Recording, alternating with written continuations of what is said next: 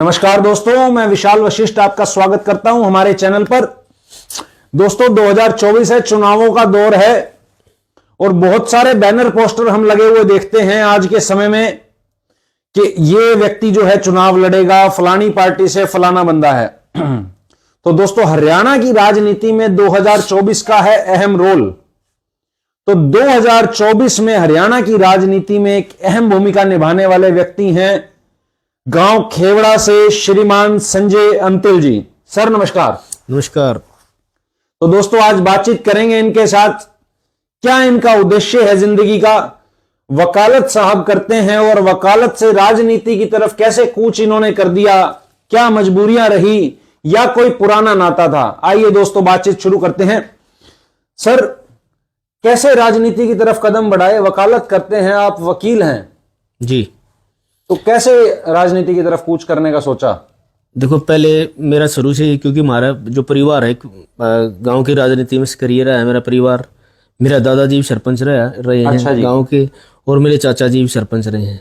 तो उनको देखते हुए मेरा भी इंटरेस्ट था, क्योंकि मैं बड़े बुजुर्गों में बैठता था और बातें सुनता था। तो मेरे मन में यह था कि मैं गांव का सरपंच बनूं और गांव का विकास कार्य करूं। फिर मेरे चाचा जी भी कांग्रेसी थे, तो वो भी टिकट की लाइन में थे। तो भाग्य की बात है, नहीं बन पाई बात। तो मैं उनको देखते हुए मेरा भी इंटरेस्ट बन गया।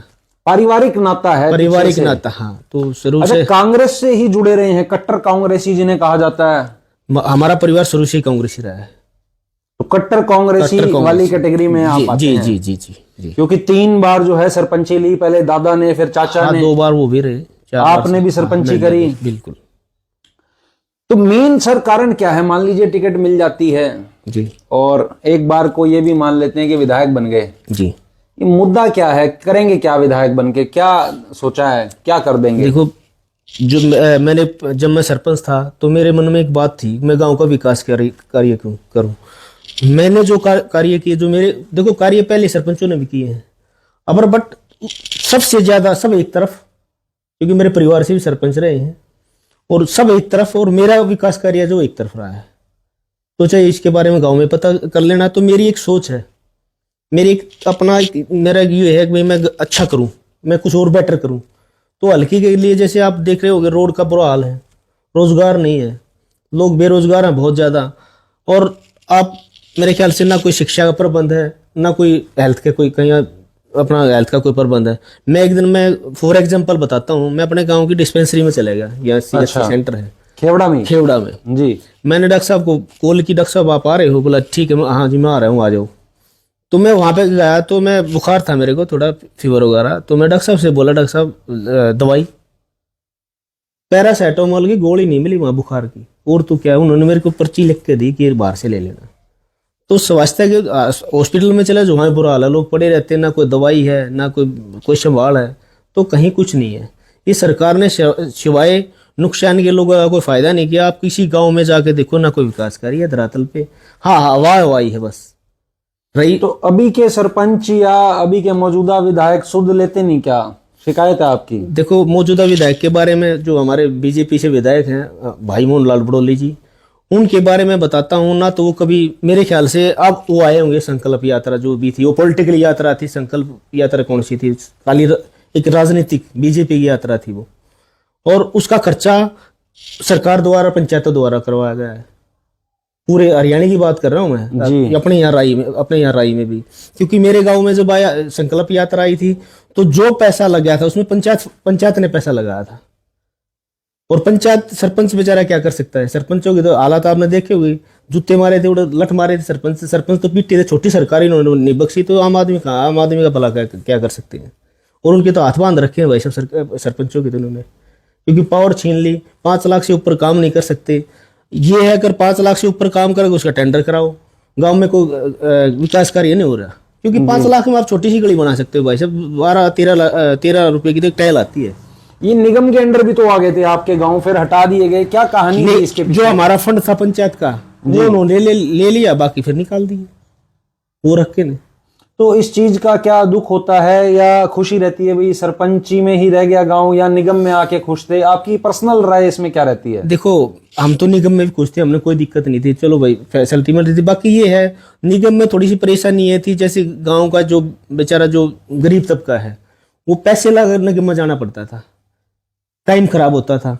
पंचायत में ये सरपंच के पास ही दे जाओ और काम हो जाते हैं लोगों के। जी सर, मैं देख रहा हूँ कान टूटे हुए हैं। पहलवानी भी आपने करी है, इसका मतलब अपने समय में? बिल्कुल पहलवानी की है मैंने, कुश्ती की है, मैं नेशनल भी खेला हूँ बट पोजीशन नहीं आ पाई थी मेरी। मैं ऑल इंडिया यूनिवर्सिटी भी खेला हूँ जाट कॉलेज की तरफ से, उसमें मेरी सेकंड पोजीशन आई थी। अब उसके बाद फिर मेरे को चोट लगी थी, फिर मैंने सोचा अब कुछ न कुछ तो करना ही है, तो मैंने PA की, उसके बाद मैंने LLB की और फिर वकालत शुरू की। मतलब पहलवानी, कुश्ती करी, फिर वकालत करी और अब राजनीति में धोबी पछाड़ देना चाहते हैं आप? लग रहे हैं भाई साहब, अगर जनता का आशीर्वाद रहा, लोगों का साथ रहा तो जरूर प्रयास कर रहे हैं। प्रयास लोगों के ऊपर है, बाकी बात। राई क्षेत्र आपका आता है, तो क्या सपना संजय अंतिल देखते हैं कि भाई अगर विधायक बन जाते हैं तो क्या बदलाव कर देंगे? वैसे मेरी एक सोच है, अगर हरियाणा में अगर कोई किसी हल्के के विकास कार्य में नाम है तो राई का है, चाहे वो गांव के विकास की बात हो या इंडस्ट्री जो जोन है उसकी बात हो, कहीं वो रोजगार की बात हो, कहीं वो स्वास्थ्य की बात हो, कहीं वो शिक्षा की बात हो। जी, तो मेरी अपनी ये सोच है, अगर हरियाणा में किसी कभी जेकर चले तो ये लोग ये कहें हाँ राई में विकास कार्य हुई है। राई और कुंडली सर बड़े बड़े दो इंडस्ट्रियल एरिया लगते हैं हमारे। दिल्ली से लगता हुआ हमारा एरिया है, NCR में आता है। अगर इस क्षेत्र से थोड़ा आगे जाऊं तो मैं बड़ी इंडस्ट्रियल एरिया भी सोनीपत डिस्ट्रिक्ट में लगता है जी। तो बड़े बड़े 3 इंडस्ट्रियल एरिया हो गए। उसके बाद सेक्टर 23 का भी है इंडस्ट्रियल एरिया तो सोनीपत के अंदर। जी।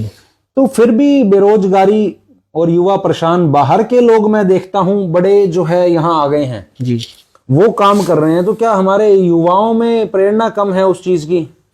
आपकी क्या सोच है इस पर? देखो क्या है, जो बाहर के लोग आए ना जी, तो वो क्या कारण क्या है, वो कंपनी वालों को भी वो थोड़े पैसे में काम कर देते हैं, और हमारा जो युवा है पढ़ा लिखा है वो रोजगार चाहता है, तो उस लेवल उस तरीके का ये रोजगार नहीं दे पाते। और सरकार के मोदी, मैं कहता हूँ बीजेपी वालों ने कहा था, मोदी जी ने भी कहा था और खट्टर साहब ने भी कहा था, अब साल में हम 2 करोड़ लोगों को रोजगार देंगे। मेरे ख्याल से तो मैं अपने गांव की बात बताता हूँ, मेरे ख्याल से मेरा गांव बहुत सेकंड लार्जेस्ट गांव है राई कॉन्स्टिट्यूएंसी का, और मेरे ख्याल से पिछले 9 साल में मैं मुश्किल से 2-3 बच्चों को अगर रोजगार मिला होगा, नहीं तो किसी को कोई रोजगार नहीं मिला। लोग बच्चे भटक रहे हैं, गलत रास्ते की तरफ जा रहे हैं, क्योंकि रोजगार नहीं होगा तो कोई कहीं ना कहीं खर्चा चलाए, गलत रास्ता ही चुनेंगे। जी। अभी मौजूदा सरकार क्या विकास नहीं कर पा रही, आपको क्या लगता है? भाई साहब, विकास की मैं कल की बात बता देता हूँ, ज्यादा लंबी बात पे ना जाते हुए। हमारे यहाँ सत्ता पक्ष का बीजेपी का विधायक है भाई मोहन लाल जी जी, और कल बरसात हुई, ओलावृष्टि बहुत ज्यादा हुई, लोगों का बहुत ज्यादा नुकसान हुआ।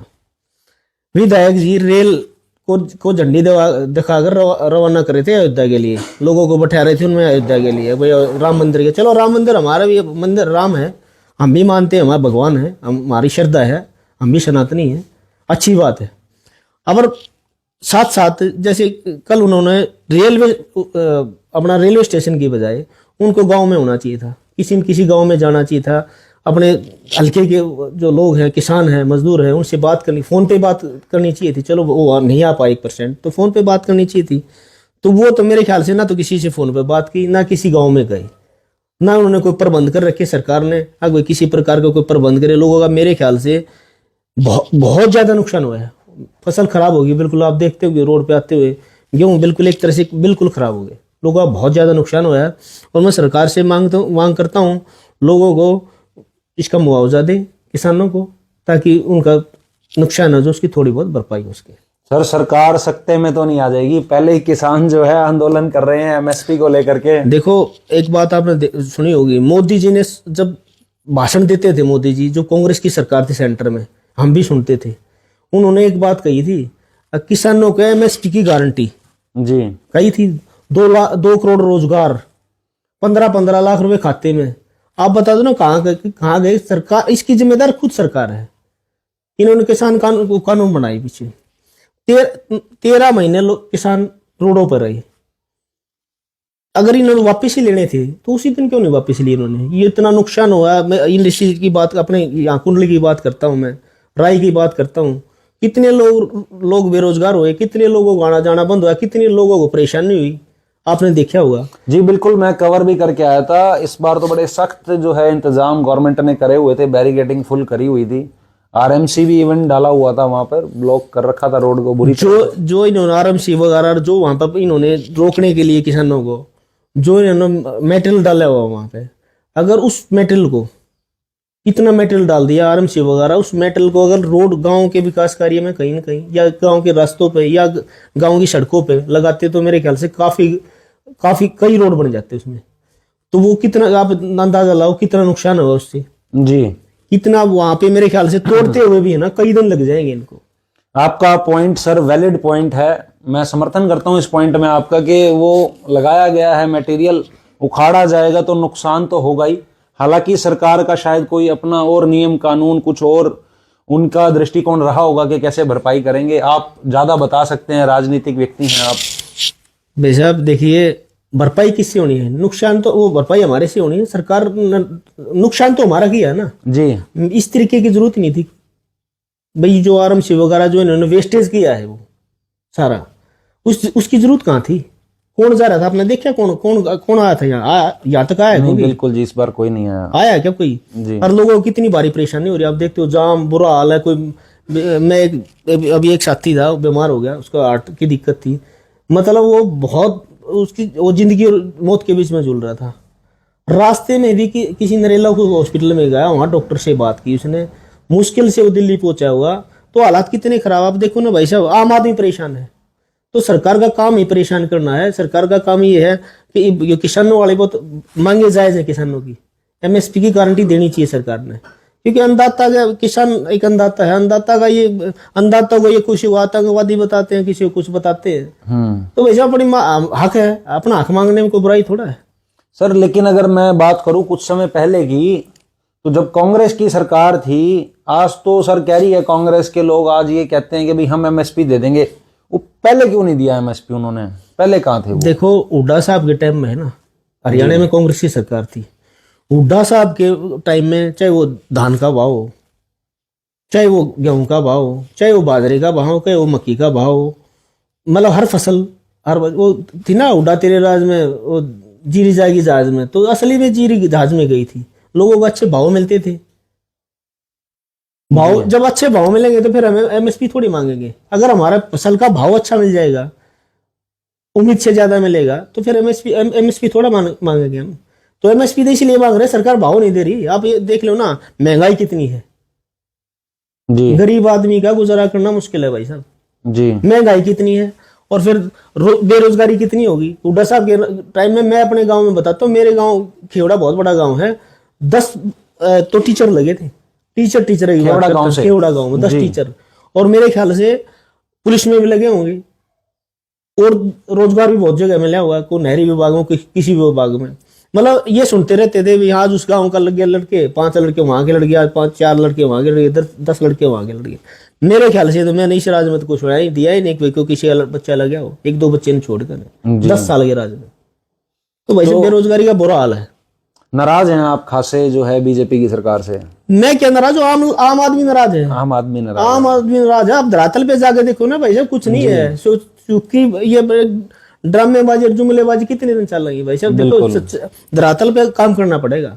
धरातल पे तो कोई काम करनी है ना। आप जाके देखो किसी गांव में, राई कौनसी चौनसी में, मैं करीबन 60 गांव में मैं सभा कर चुका हूँ।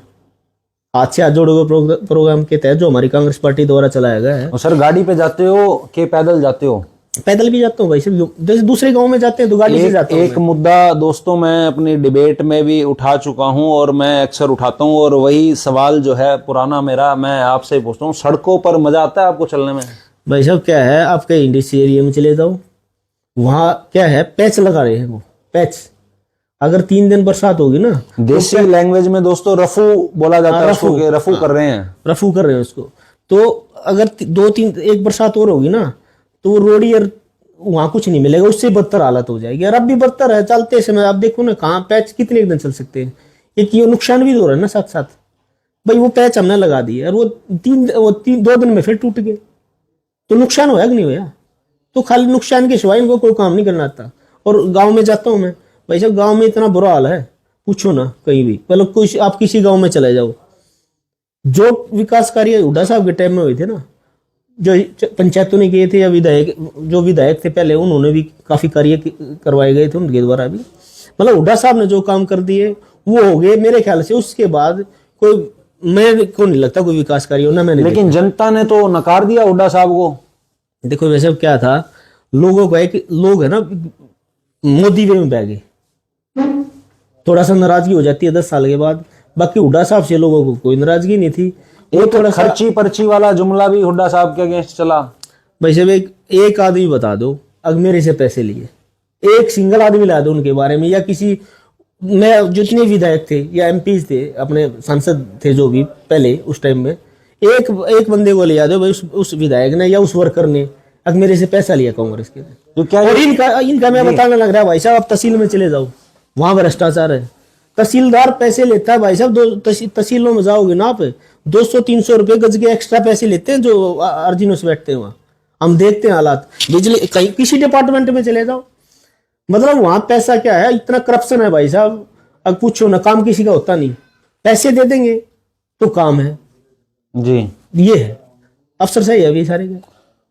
तो दोस्तों, संजय अंतिल जी से हमारी चर्चा रही। और सड़कों का मुद्दा तो सरकार दोस्तों किसी की भी रही हो, सड़कें हमेशा टूटी फूटी मुझे तो सोनीपत में नजर आई हैं। हालांकि मैं उम्मीद करता हूं कि अच्छे दिन आएंगे और बढ़िया सड़कें जो हैं रहेंगी। चंडीगढ़ या दिल्ली के शहर के तर्ज पर सड़कें एक अच्छी सोनीपत में उम्मीद करता हूं कि नजर आए। अभी एक लेटेस्ट मुद्दा और आपकी कॉन्स्टिट्यूंसी का मैं चाहूंगा चर्चा आपके साथ रखें। मुरथल में मैं एंटर कर रहा था एक दिन और मैंने कवर भी करा है वो, तो वहां नाले आपने देखे? मैंने देखे हैं, आपके जो चैनल है हमारा सोनीपत, मैंने उसके माध्यम से भी देखा था। और मैं सोनीपत गया तो मैंने उस पर भी फोकस ध्यान दिया था जी। वहां क्या था भाई साहब, मेरे ख्याल से इस तरीके का काम तो हम वैसे नहीं लेंटर के नीचे वैसे लगा देते हैं, वो भी नहीं लगा पाते। मतलब उन्होंने ऐसा काम कर रखा है ना, तो उसमें सरिये 4 सरिये खाली, मतलब वो एक मौके पे देख लो ना, कितना करप्शन है, कितना भ्रष्टाचार है जी, कितना नुकसान कर रहे हो। बिल्कुल। मतलब एक वो नहीं होती लिपा पोती ही, फॉर्मेलिटी खाली, हाँ काम दिखा दिया हमने, ये हो जाए और पैसे मिली भुगत करके पैसे खा लिए। सर अब भ्रष्टाचार हो रहा है, ठीक है, मान गए आपकी बात, चर्चा हुई आपके साथ, आपने भी बताया कि आप धोबी पछाड़ देंगे, विकास का कार्य को जो है गति दे देंगे आप, लेकिन कुर्सी मिलने के बाद संजय जी बदल तो नहीं जाएंगे? भाई साहब मेरे बारे में तो, मैं जब सरपंच बना, हमारा परिवार देखो, मैंने जब मैं पैदा हुआ, जब मेरे दादाजी सरपंच थे, तो मैंने जब मैंने अपने घर में, क्योंकि हमारा परिवार हमारे हमेशा सोशल परिवार रहा है मेरा परिवार, तो हमने तो हमेशा बदलना नहीं सीखा। जो ताकत लोग देते हैं ना, उसकी ताकत का लोगों के लिए यूज करना चाहिए उसको। हमने लोगों की आवाज बनना चाहिए, लोगों के काम करने चाहिए, वो अपने पर्सनल यूज नहीं करना चाहिए जी, अपने लिए निजी फायदा नहीं उठाना चाहिए उस चीज जी।